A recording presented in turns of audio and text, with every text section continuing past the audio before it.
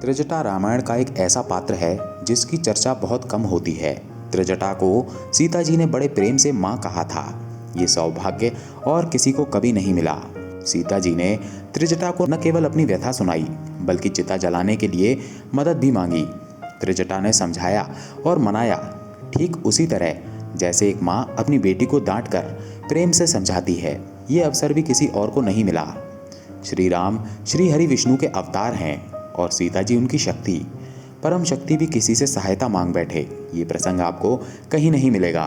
त्रिजटा एक राक्षसी थी, रावण की सेविका थी, लेकिन अशोक वाटिका में उनका एक आदर्श स्वरूप देखने को मिलता है।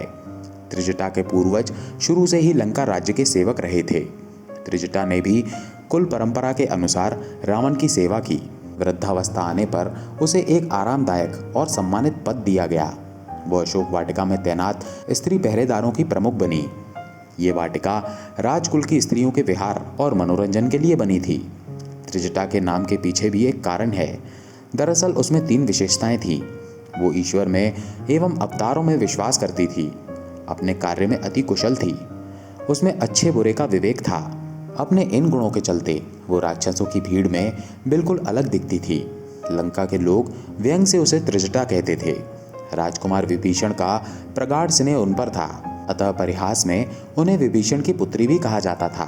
दरअसल लंका में ऐसे लोगों की संख्या कम नहीं थी जो रावण से नाराज थे। राक्षस अविंध्य, ऋषि विश्रवा, मंत्री माल्यवंत, महर्षि पुलस्त्य और विभीषण आदि लोग रावण की नीतियों के खिलाफ थे और ये लोग रावण से असहमत थे क्योंकि रावण शक्ति के मद में पूरे विश्व से शत्रुता करता जा रहा था। उसने अयोध्या के सम्राट अरण्य की हत्या की, देवराज इंद्र को बांधकर सरेआम अपमानित किया, महादेव के निवास स्थान कैलाश को उठाने की कोशिश की, सौतेले भाई कुबेर की पुत्रवधू पर अत्याचार किया, अपनी सगी बहन मीनाक्षी के पति काल के सम्राट विद्युज्जीवी को मारा। रावण को ये सनक थी कि वो संसार की हर अद्वितीय वस्तु को लंका लाएगा। अपने पति की मृत्यु से विचलित उसकी बहन मीनाक्षी ने इसी को आधार बनाकर उसे सबक सिखाने की सोची। यहाँ एक बात जानते हैं, अपने बहनोई को मारने के बाद रावण ने बहन मीनाक्षी को दंडकारण्य का राज्य दे दिया था। वो खर और दूषण की सहायता से राज्य करती थी। हाथ पैरों के नाखून बढ़ाते जाने की सनक के चलते उसे आदिवासी लोग शूफनका भी कहते थे। अपने वनवास के दौरान जब राम दंडकारण्य पहुंचे तो शूफनका ने उनसे शत्रुता कर ली। युद्ध हुआ, खर दूषण मारे गए। उसे अब मौका मिल चुका था अपने पति की मौत का बदला लेने का। वो लंका पहुंची। भरे राज दरबार में रोने धोने और रावण को फटकारने के बाद कहा, सीता सभी गुणों में एक अनन्य स्त्री है। ऐसा लगता है जैसे उसे खुद विधाता ने गढ़ा है। वो करोड़ों नारी रत्नों से भी बढ़कर है। उसे रावण के पास लंका में ही होना चाहिए। रावण की मति मारी गई। सीता जी का हरण हुआ। उन्हें अशोक वाटिका में रखा गया जो अंतपुर का ही एक हिस्सा थी। अब यहाँ से त्रिकुटा की भूमिका शुरू होती है। त्रिजटा ने 3 स्तरों पर अपने कार्य किए। सबसे पहले तो उसने श्री राम की पत्नी और अयोध्या की महारानी जनक नंदिनी सीता को लंका की परिस्थिति समझाई। उन्हें एक विधान के बारे में बताया।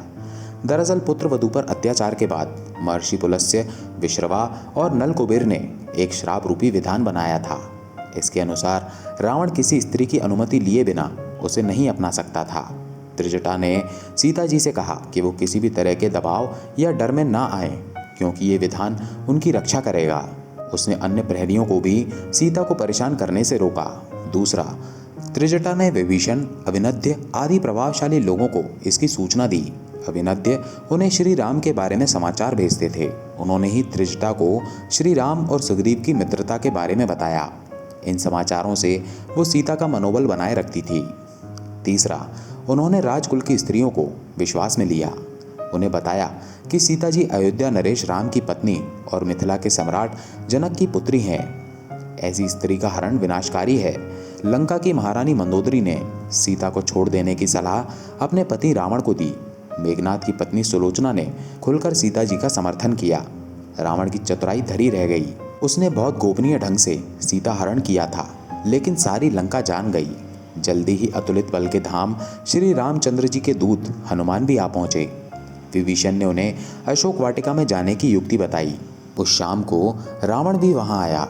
धमकी दी, यदि 1 महीने तक सीता ने निर्णय नहीं किया तो वो उनका वध कर देगा। उसके जाने के बाद त्रिजटा ने सीता जी को अपना सपना सुनाया। श्री रामचरित्र के अनुसार त्रिजटा ने कहा, सपने वानर लंका जारी, जातु थान सेना सब मारी। मतलब वानर ने लंका में आग लगाई है और राक्षस सेना को मारा है। अब सवाल ये है, त्रिजटा ने ऐसा क्यों कहा? इसे समझना बहुत ही सरल है। वो जानती थी कि राम के दूत जरूर आएंगे। उनके द्वारा कोई ऐसा कार्य जरूर होना चाहिए जिससे शासक वर्ग भयभीत हो उठे। रावण का मनोबल टूटना बहुत जरूरी था। ये कार्य आग ने किया। रावण की प्रतिष्ठा उसकी अजेयता में थी। उसकी राजधानी में शत्रु द्वारा आग लगाने से उसकी ये प्रतिष्ठा धूल में मिल गई। उसके मित्र राजाओं ने सोचा, जो अपनी राजधानी नहीं बचा सका वो हमारी रक्षा कैसे करेगा? इसका नतीजा क्या निकला? श्री राम की सेना पूरा दक्षिण भारत पार करती हुई समुद्र तट पर आ पहुंची। किसी राज्य ने उन्हें नहीं रोका। आगे भयंकर युद्ध हुआ। रावण ने जब पराजय होती देखी तो मनोवैज्ञानिक अस्त्र चलाया। एक नकली मस्तक बनवाया जिसका चेहरा हूबहू श्री राम के जैसा था। ये सिर अशोक वाटिका में सीता को भेजा गया। वो चाहता था कि निराश होकर सीता जी अपने प्राण दे दें। त्रिजटा ने रावण की माया भांप ली और सीता जी की रक्षा की। युद्ध का परिणाम धर्म की विजय में हुआ। बल, छल और आडंबर पर आधारित राक्षसी संस्कृति नष्ट हुई। विभीषण सम्राट बने। सत्ता परिवर्तन के उस दौर में त्रिजटा का कोई जिक्र नहीं आता। लंका के तमाम निवासियों ने नगर के बाहर जाकर राम जी के दर्शन किए। त्रिजटा नहीं गई। शायद वो इस बात से दुखित थी कि सीता जैसी सत्य स्वरूपा स्त्री को अग्नि परीक्षा देने हेतु कहा गया था। इसके बाद हमें कुछ अस्पष्ट संकेत मिलते हैं। इनसे पता चलता है कि त्रिजटा ने अपने आप को धर्म और अध्यात्म में लीन कर लिया। जो भी हो, माता सीता को त्रिजटा याद रहीं। एक कथा बताती है कि श्री राम और माता सीता उससे मिलने हेतु लंका भी आए। त्रिजटा ने काशी में रहकर महादेव की भक्ति करने की इच्छा जताई और ऐसा ही हुआ। कहते हैं काशी में आज भी त्रिजटा का एक मंदिर है। ये मंदिर काशी विश्वनाथ के पास है। साल में एक दिन यहाँ त्रिजटा की विशेष पूजा होती है। सुहागिन स्त्रियों द्वारा यहाँ सब्जियाँ चढ़ाकर अपने सुहाग की मंगल कामना की जाती है।